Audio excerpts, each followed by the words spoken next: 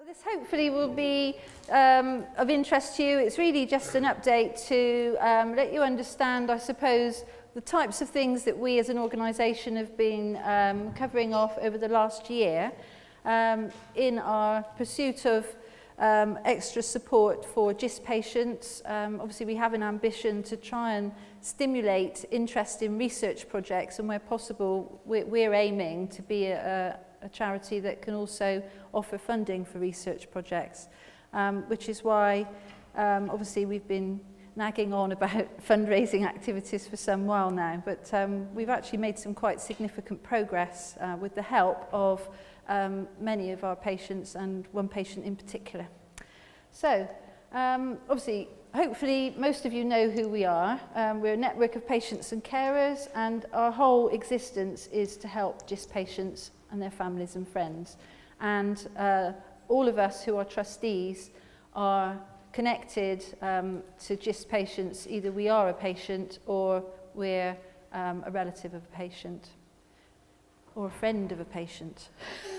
Sorry, we've got a new one who's a friend. So the sorts of things that we offer. We have a helpline which I would imagine most of you have used at some point. I know it was my first contact with GIST Support UK. My daughter was diagnosed, didn't know what to do for quite a long time, and ringing that helpline and getting through to Judith was our first ray of hope in this situation we suddenly found ourselves in. Obviously, we believe that because patients with this diagnosis are rare, it's quite difficult. You don't, in the normal scheme of things, naturally meet other GIST patients. So these meetings that we convene at regional sites around the country, the whole idea is to bring you together so that you can start to feel some comfort by meeting other people who've experienced the same thing. I know we've personally found it really useful, which is why we're so keen to make sure that it continues, and hopefully your feedback will support that view. We have this private online discussion group. We refer to it as the listserv because that's the name it's been given, but it is for patients and their carers who feel they would like, at a moment's notice, maybe to ask a question. They're not going to see their doctor for a while, and I've got a concern, a worry. I'd like to just find out, did anyone else experience this? And it's a means of asking that type of question. Whatever time of day it is, you've got that question. And very soon afterwards, you will get some responses from people who generally have experienced exactly the same thing. We've got Facebook and Twitter communities. Not every patient or carer wants to be on our listserv. They feel they'd prefer to be in a sort of a community of Facebook and Twitter communities. So we have those platforms if people would like to use them. Obviously, we produce booklets and information, and obviously one initiative that I've been very much involved in over the last few years has been the Paul's GIST initiative, which was really to try and draw attention and focus to the needs of the patients who are either children or adults diagnosed with the wild type form of GIST, for whom there aren't any specific treatments that are working properly at the moment. There's no particular cure. So what we want really is an imatinib type solution for the wild type GIST patients. So in terms of what we do, continued, obviously we aim to raise awareness. If the general public in this country have not heard of GIST, well, that's kind of understandable because there aren't that many patients. But when there are doctors in this country who are GPs or whatever, and they're presented with a patient that has symptoms that ultimately turn out to be a GIST, for them not to be aware that GIST exists in the first place is obviously not particularly helpful. So by raising awareness, we're hoping that people who are presenting with symptoms of GIST, through time, we can actually make it so that there is more knowledge, more understanding about this disease, and actually that people are dealt with appropriately more swiftly. I mean, there's lots of campaigns ongoing at the moment to try and help with different types of cancers, and early diagnosis is obviously the best way to try and do that. So our desire to raise awareness is completely in keeping with NHS England's policy of trying to raise awareness early. Because if a GIST is small and it's removed surgically and it hasn't spread, well, the outlook is extremely positive. So that's what we're trying to raise awareness for, really. We aim to represent patients' interests. So as Nick mentioned earlier, nice appraisals, and we also are quite in evidence at relevant international and national meetings. So, for example, there was East Midlands sarcoma meeting last year that we attended, and we are at the British Sarcoma Group meetings. We go to the Sarcoma Patients Euronet meetings in Europe. They're in a different city each time, and all the time it's networking with more patients, more doctors, and some of those specialists that appear at these things have got potentially new treatments that they're investigating for GIST. So it's useful for us to maintain contact and understand those things for our patients. In this country, the work we've been doing over the past few years, prompted really by our need to get something going for the paediatric and wild-type GIST patients, has prompted development of an infrastructure, I suppose you would call it, that will support research. So when we started Paul's GIST, there wasn't a clinic, but having been to the only clinic in the world, which was in America, and being so impressed by what they were doing there, we felt we needed one here, and we now have one here. And we've had 6 clinics, and so far 40 patients have been through those clinics. But on our agenda for that was also the need to have a tissue bank. A tissue bank didn't exist, but if researchers want to research this cancer, they need access, easy access to the raw materials to actually do the research on. And our tissue bank, which is now obviously established, it will be moving in the not too distant future, is the start of us being able to assist researchers by having easy access to the materials they need. We lobby for the right of GIST patients. We'd never done that before, really, but last year saw us actually getting experience in that area, quite considerable experience. And we obviously work with pharmaceutical industry. We're working to try and understand, well, to raise the profile of the needs of GIST patients, to try and put ourselves on the agenda so that pharmaceutical companies do recognise that we have a need, in addition to all the other cancers that are currently having drug treatments developed for them. So, and fundraising, obviously we can go into more detail on that. So that's what we do. Now, as a summary of what happened last year, it was quite an extraordinary year. Obviously, we started out with our standard plan, which is we're going to have 2 patient meetings, and we're going to be attending these various conferences to try and gather more information, etc. And we convened a thing which we hadn't done before. We've actually now got a medical advisory board, because we felt, you know, we've got a tissue bank. If a researcher was to come along and say, we'd like to access the tissue, we as individual trustees aren't in a position to evaluate that research proposal and understand if it's worthy to access this rare commodity, which is GIST tissue samples. So our medical advisory board, which is chaired by Professor Ian Judson, we held our first meeting, 13th of January. It was unlucky for some, I suppose, because that was the same day that they announced that the drug regorafenib was going to be removed from the Cancer Drugs Fund. So the meeting was kind of hijacked by, what are we going to do about this, because this is serious. Now, in January also that year, we were absolutely blown away by the fact that one of our patients, and she's in the room, I believe, somewhere. Yeah, stand up, Emma. Emma had actually been a patient in a meeting like this just not long before this happened. It was actually at the East Midlands sarcoma meeting. She approached us and said that she worked for a company that every year chose a charity, and she felt that she was going to explain to her company that she was a GIST patient. She hadn't up until that point explained her condition, and she wanted to submit us as the organisation for them to support over the coming year by raising funds. I believe we were one of 11 charities that the people in that company, UKTV is the company, suggested, and Emma's support. I think, did you get 48% of the votes for the charity? Something of that order. So it was quite a resounding vote for Emma and for Just Support UK to be the charity partner. I can go into a bit more detail about that later on, and I will do. But to be announced as anybody's charity partner was something we hadn't had before, and to be announced by such a prestigious organisation, you know, quite amazing.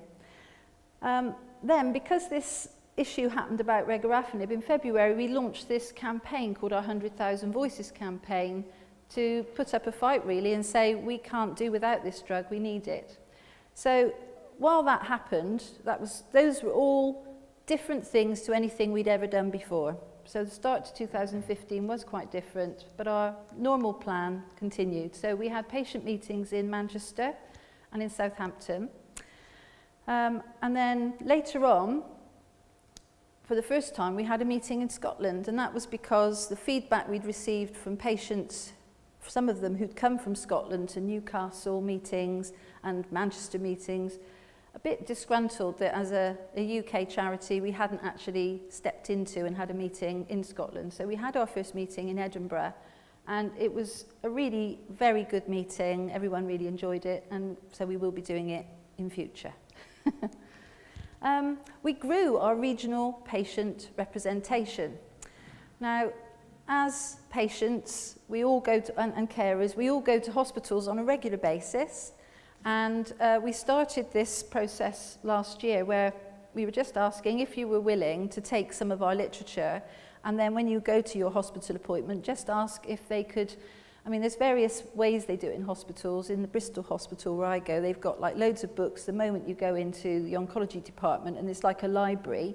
And I went to see the lady that managed the library, and she put our eating after surgery for GIST, actually not in a GIST or cancer section, she put it in a section with other sort of gastrointestinal bits, and it's flying off the shelves because not only GIST patients use it, anyone who's had stomach surgery is finding it useful. So at the moment we've got, Sheena, is it 26 patients that are taking literature to hospitals around the country, but we have got some gaps.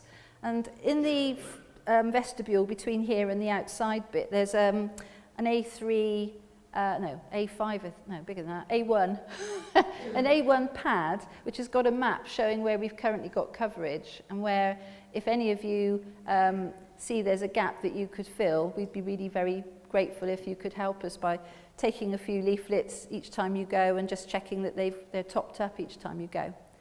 So through time, the aim of this in terms of awareness, we want a situation to be not like it was when we were diagnosed. When we went to the hospital, the doctors, they were brilliant doctors, and we can't say anything other than that, but they hadn't got experience of GIST, and they weren't able to give us instantly answers to the questions that we had. So the book that we've prepared, Beginner's Guide to GIST, is so that patients in that situation, when they're diagnosed and their doctor is talking to them about it, they can also give them that information, which will answer a lot of questions and hopefully offer some support at the very earliest stages of their diagnosis.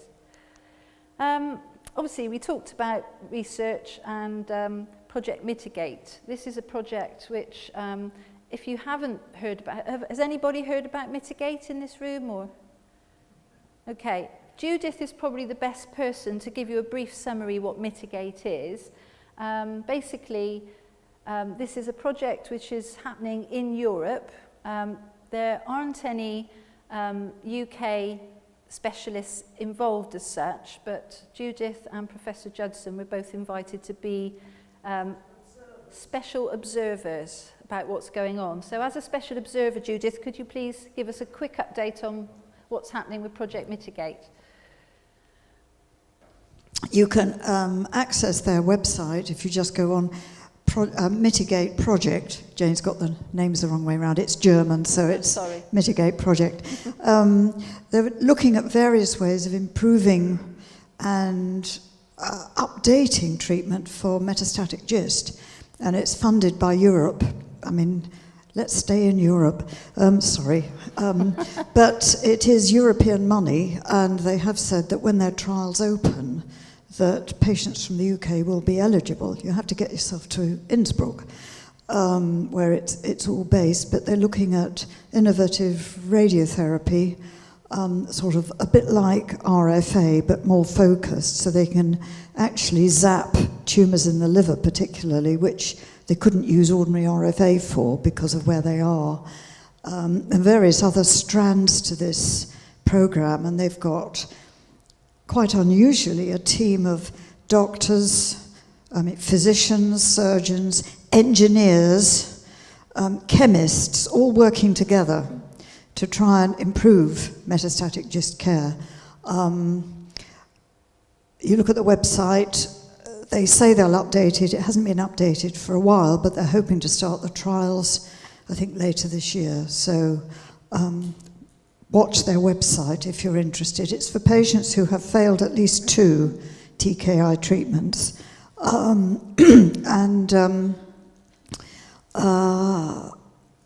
We shall just have to wait and see how it develops. A lot of money has gone in from Europe, so it's let's hope something really good comes out of it. Thank you. Let's stay in Europe. Yeah. As I mentioned, obviously on the research side of things, the Paul's GIST clinics, we've had 3 of those in 2015. Spin-offs from this, we've managed to collect some wild-type GIST cells where we've had advanced warning of operations. Not a huge number, but I think it's about 7 or 8 samples so far. And in addition to going to the tissue bank, those are also going to a couple of teams who are attempting to grow those cells outside of the body in a dish. And I believe we're at the stage where they have got some cells growing, but they have yet to be absolutely definitively agreed that they are the wild-type cells that are growing and not some surrounding tissue.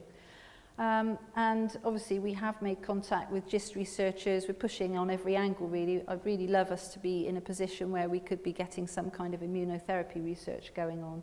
But we have, in the past few weeks, received 2 research proposals for wild-type GIST, one of which is to investigate metabolomics, genomics, a whole raft of different things for SDH-deficient tumours. And the other one is to look for new therapeutic targets in wild-type GIST. So the money that we've been raising for research will be, in addition to funding the clinic, for example, which is what it has done over the past few years, will start to be used now to support funding of these research projects. So, what we dreamed about 6 years ago when this all started is beginning to actually, it's a slow process, but we're getting there. We are now in a position to at least start to say we can give some money to people who are actually concentrating exactly on what we want. The National GIST Tissue Bank, we've had a bit of a lull because we want to move it to the Royal Marsden as its permanent home, but basically one of the people who was a significant person in organising this wasn't available for some while, but by the end of March we should have arranged a meeting to agree the timetable for the transfer of the bank. The logic behind having a transfer, it was set up in Newcastle as an absolute favour to us by Professor Andrew Hall, who could see what we needed, but obviously it needs to, he does that sort of thing for other people as well, and he can't run all of their banks, so it has to go somewhere where there's a full team that can manage it. As I say, a significant amount of the money that we've got from another source will be used to fund that bank in that location. So in terms of the other thing that happened, which was a significant thing last year, obviously we ran this campaign, and fortunately the Cancer Drugs Fund agreed that regorafenib should stay on the list. And in their summary at the end, they did mention our campaign. So while it wasn't the only factor making the deciding decision, obviously that the drug itself stood up to testament as being effective in GIST, we think the fact that we were able to make such a noise about it didn't go unnoticed. We told everyone how much we needed that drug. So regorafenib is now available in England, Scotland and Wales. Obviously there's currently a consultation going on about the new Cancer Drugs Fund, how that will work. and we're involved with that. We don't know what's going to happen yet, but we've put in our views on what we would like to happen moving forward. We represented GIST patients at a whole raft of different relevant conferences and meetings. And obviously on the fundraising side for research, the organisation UK TV that Emma works for, if you'd like to come up the front and talk about it, basically they chose us as their first, we were the first, it's the first time for us of being a corporate fundraising partner. And we didn't know what to expect, but they're a very energetic and risk-taking selection of people who totally embraced the fact that they needed to help Emma and help us as well. So Emma can give you a brief summary of what they did over the year.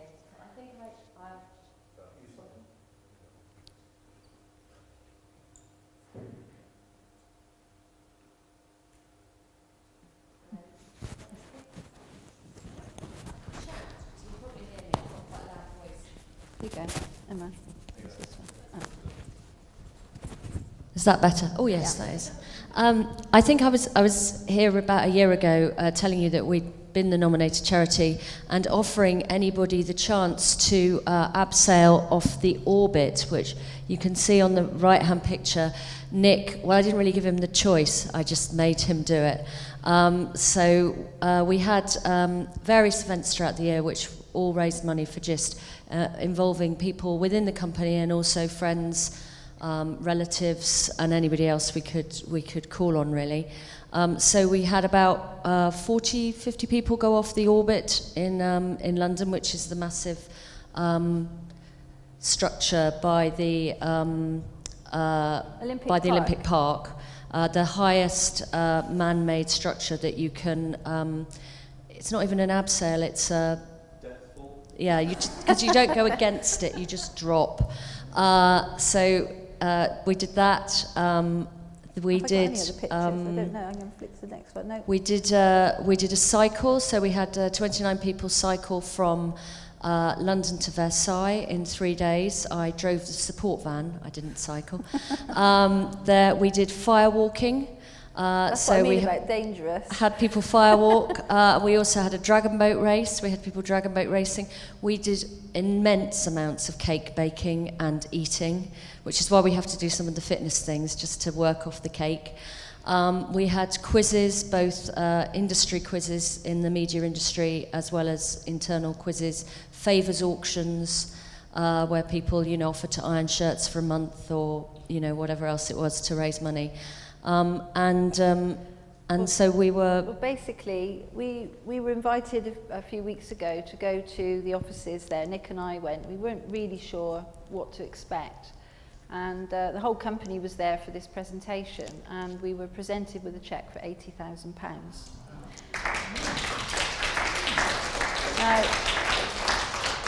Now this basically opens up a whole range of new opportunities for us. I mean, we've been worried about how we would fund the tissue bank.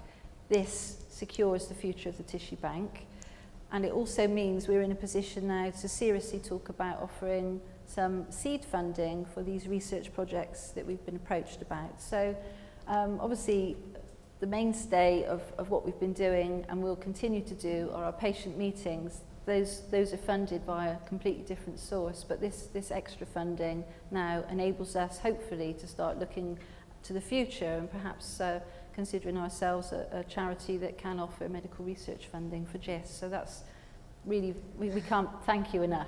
And the other thing we're doing is we're producing a video for doctors, which is going to be certified as part of their continuous professional development to help identify GIST. So it's something that will go out to all GPs, and if they watch it, then they'll get a tick for their CPD, so that should encourage them to watch it, and it will talk about and use some case studies, including myself and some others, I think, to talk about GIST diagnosis and how it can be missed and the signs to look out for, because obviously our expertise is sort of in making telly, so doing something like that is something that we felt we could practically do for Yeah. GIST as well. And I don't know if... Professor Judson's heavily involved in that, and as we've got like a specialist GP who's an educationalist as well, who's kind of advising, and it's all in sync with the Royal Society of General Practitioners. So I don't know what the timeframes are, but hopefully over the next 6 to 9 months we'll have a video that can be then used to distribute to GPs to help with them recognising, could it be GIST? Anyway, thank you very much for that. So obviously this unexpected but most welcome funding, I'm sure it will get swallowed up very rapidly because research projects basically cost a lot of money. But as I said, it does secure the future of the tissue bank, and we can offer research funding, and this video will obviously help to raise awareness and improve education. So it was a very fortunate meeting, and I can't thank Emma enough for putting her hand up and saying, I think we could do something to help here. So this is where I suppose we come back to you, just to think, could we prick your imagination? Is there something you can do? Because alongside what happened with UK TV, we very recently were very sad because we lost one of our trustees, Debbie Mitchell. And her friends rang me out of the blue and said, we want to make some money for you, we can do that, we want to do something to remember Debbie. And it turns out that one of them worked for a company called Persimmon Homes, and they have a charitable grant giving thing. So they made an application on our behalf saying they wanted some funding in memory of Debbie so that they could put it towards our research grant funding. And Persimmon Homes selected their application, and all of a sudden Paul's GIST was given £1,000. I say we didn't physically do anything, they did it for us, which was really helpful. And likewise, this last Saturday, somebody I worked with probably 25 years ago contacted me out of the blue. I mean, I don't really see them ever, and they said, I'm now captain of a local golf club, and I've been told I've got to have a charity for the year. And so would you like it to be Paul's GIST? And we said, yes, we'd love that. So we went over there, Karen and I, to talk for about 20 minutes about what it was. And they did a collection, and all of a sudden we came away with £510. So that was very, very unexpected, but very nice. So we as an entity, this is GIST Support UK, including Paul's GIST, would like to be in a position moving forward that we can be stimulating more interest in research. We can only do that if we have funds. And so if there's anybody here that works for a company, we've got a list out there on the table just out by the door of the top 100 companies, for example, that actually gave to charitable purposes last year. If there's anybody in your network that might work for those companies that could, when they are asked to sort of make a suggestion on which charity, if they could mention us and they'd be willing to do that, it could potentially result in more funds that could be put towards our research fund to benefit GIST patients. So that was that bit. Right, this is related to the singing bit. Now, if nobody wants to participate, I suppose that's fine. But it would be nice if some of you would be willing. And probably best if Karen comes and tells us all what it's about. Hello? Oh, good. Okay, so the 500 Club was an idea that I had and discussed with Jane quite a long time ago. And the reason we thought about the 500 Club was that we were talking about research and clinical trials and all sorts of very expensive projects. And someone banded a figure around, a few medical people banded a figure around of £250,000. That we might need to raise if we were looking at this in any serious way. So £250,000 for a small charity like ours is an awful lot of money. And we were thinking, how can we go about raising this amount of money? And I thought, well, maybe £250,000 seems a large sum, but if we could split that into segments, we might have a better chance of achieving that goal. So hence the idea of the 500 Club. What we are planning to do, with the help of a company in London that are going to do some work for us for free, which is really fantastic of them, is ask 500 people or groups, so it could be clubs, it could be associations, it could be groups of friends, to raise £500 for us over a 12-month period. And as I said, we're looking at launching this campaign shortly. And to try and launch the campaign and get some interest in it, I thought, what can we do to stimulate this? So I thought 500, and I thought instantly of the Proclaimers. I think you're probably all aware of the Proclaimers, you know, the Scottish ginger twins. Ring a bell with anybody? I think so, yeah. They had a very successful song a few years ago called I'm Gonna Be, and it's called 500 Miles. And it sort of seemed to link really well with the idea of the 500 Club. So I contacted the Proclaimers and Warner Music and their management team. And it took a while, but they've kindly agreed that we can use this song royalty-free for the next 12 months for our campaign. And we're going to make a video to launch the campaign. And we've been very busy asking lots of friends and supporters and people that we know to film a segment of it. So we've been handing out lyrics from the song. People are videoing it, and where they're going to put all these segments together, and it's going to help us launch the 500 Club. Okay? So we were wondering, as you're all a bit of a captive audience this afternoon, whether you might be prepared to sing along to a verse of the song, and we're going to put the lyrics up on the screen, okay?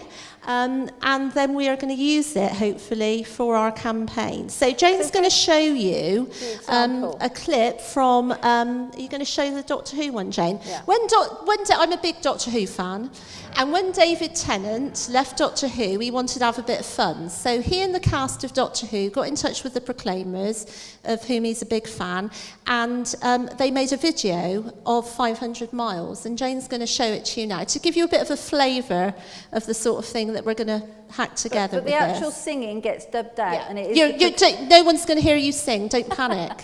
You will be dubbed out by the Proclaimers. And you'll only be on there for a. Where's the volume? Oh, this worked perfectly earlier. I don't know why the volume's not working. When I wake up, oh. Well, I know I'm gonna be the man who Right, wakes up stop. next to you. Right. That's better.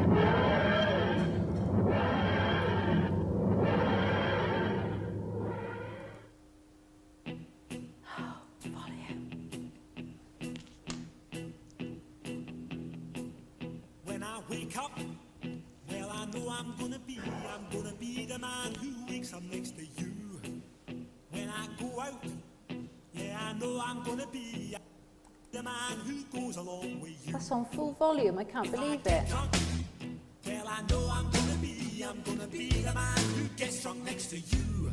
And if I haver, yeah, I know I'm gonna be the man who's havering to you. But I would walk 500 miles and I would walk 500 more to be the man who walks 1,000 miles to fall down at your door. When I'm working, yes, I know I'm gonna be the man who's working hard for you. And when the money comes in for the work I do, I'll pass almost every penny on to you. When I come home, oh, I know I'm gonna be the man who comes back home to you. And if I broke, well, I know I'm gonna be the man who's going over you. But I would walk 500 miles and I would walk 500 more to be a man who walks 1,000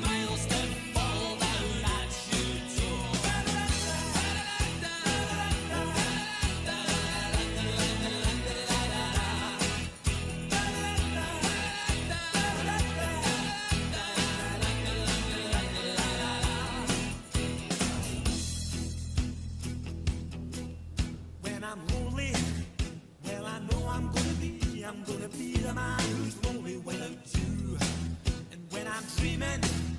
Well, I know I'm gonna dream about the time when I'm with you. When I go out, well, I know I'm gonna be the man who goes along with you. And when I come home, yes, I know I'm gonna be the man who comes back home with you.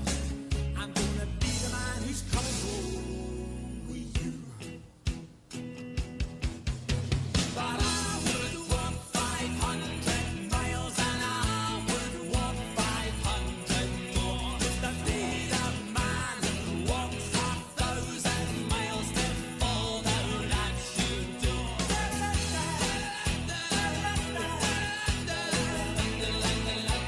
Couldn't play all the way through, so stop. Stop. Right, okay. Anyway, that is the general gist of what we're trying to do. Yeah. Excuse the pun. Sorry about that. So, if there's anybody who doesn't want to participate, obviously just drop out now. That'll be fine. We won't hold it against you. I've got to try and figure out how I get out of this now. There we go. We have got some words. Yeah, we'll get the lyrics up, and what we'd like you to do is actually sing a chorus of the song, which is I will walk 500 miles, that bit. Okay, so it's only really 4 lines, so it's quite simple. We had over 100 people doing this at our local village hall the other week, and it was quite fun, I think, Jane, wasn't it? So we're going to get it pieced together, and we hope it will be fun. It's going to be professionally edited, and it is going to help us launch this campaign. And we are aiming high with this £250,000, but Jane and I believe we can do it, and we're pretty determined. So we're going to give it our best shot, and we really do want to raise this money because the answer is in research. The answer to the issue is in research. We need to do this, okay? So would everybody like to join in, or are there anybody who finds it a bit challenging? Where do you want us? Do you want to stand up? If everyone could just stand up. I'll tell you what, we'll take the middle of the room as being people that want to participate in this. So if you want to participate, who doesn't, fill up this table, that table, and the gap in between. come on, ladies. Don't be shy. I can tell you want to do it. We can have a practice run as well. We'll have a quick practice. We'll go through one verse, and if you want to sing along to the first verse, you can, and then we'll go into the chorus just to see how you feel about it, and then we'll do a proper film, okay? This table can stay seated if you want. That's fine. Yeah. Well, I know I'm gonna be the man. The volume's not like it was earlier. I don't know what's happened. Yeah, I know I'm gonna be the man who goes Can along. you hear that? Not really. Well, I know I'm Something's gone wrong with the volume. the man who gets drunk next to you. What can we do? Volume. Yeah, I know I'm gonna If you want to practice, have a practice Yeah, go run. on, sing along. Just this practice. Me and Nick will lead it. There was won't we? alcohol in the lunch, so you're all relaxed, and you can all sing because you're all relaxed because of the alcohol in the lunch. Right.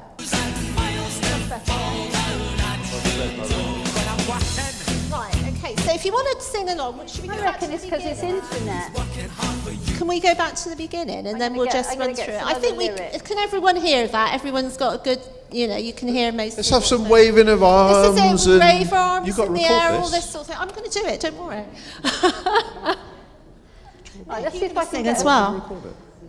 Jane's going to film it, aren't you? Yeah, but I'm just trying to find something that's got the tune and the lyrics that's maybe louder than that one.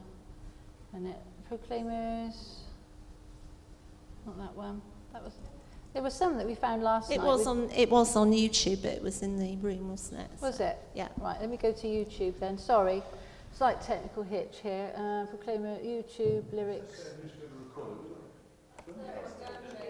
Yeah, I mean, what we've been doing, we've been filming it on iPhones because we tried to keep it standard. Would you suggest that would be better? So, Nick, don't you want to join in? You would rather film it? Yeah. When I wake up, well, I know I'm gonna be the I man think that's as who good as wakes it's up going next to to get, you. isn't it? Sorry. Jane's There we got are, a that phone. one. Probably better. Right, go on then.